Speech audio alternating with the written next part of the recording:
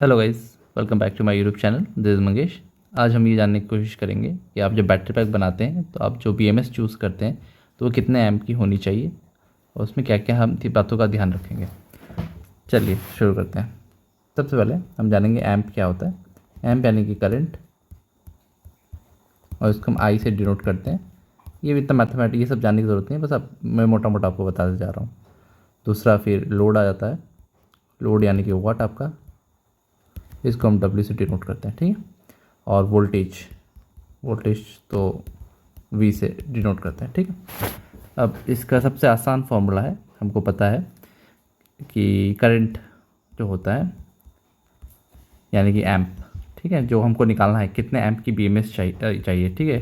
BMS कितने amp की होनी चाहिए, ये निकालने के लिए जो भी लोड होगा, लोड यानी कि वाट में जो भी आएगा, जो भी जिस चीज़ को भी चला रहे हो, आप मोटर चला रहे हो, आप हीटर चला रहे हो, आप घर का इन्वर्टर का लोड देख रहे हो तो वाट में आ जाएगा। और कितने वोल्ट पे आप कर रहे हो काम, इन्वर्टर होगा तो 12, 24 या फिर 48 आ जाएगा, ठीक है। गाड़ी में भी सेम आप वोल्टेज चूज़ कर सकते हो। तो चलिए एक एग्जांपल के थ्रू इसको समझने की कोशिश करेंगे, ठीक है। करंट हमको निकालना है, कितने करंट की बीएमएस लगानी है। आप आखिर तक देखिएगा तब आपको समझ में आएगा, ठीक है। सपोज करंट निकालना है ए, तो लोड मान लीजिए, मेरे एग्जांपल लेता हूँ, मेरे जो हब मोटर है गाड़ी की, हब मोटर, मैं इंक चेंज करता हूँ यहाँ पे, आपको समझ में आएगा।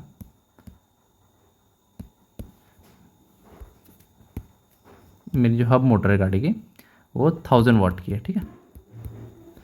और मुझे इसको 48 वोल्ट पे चलाना है, ठीक है।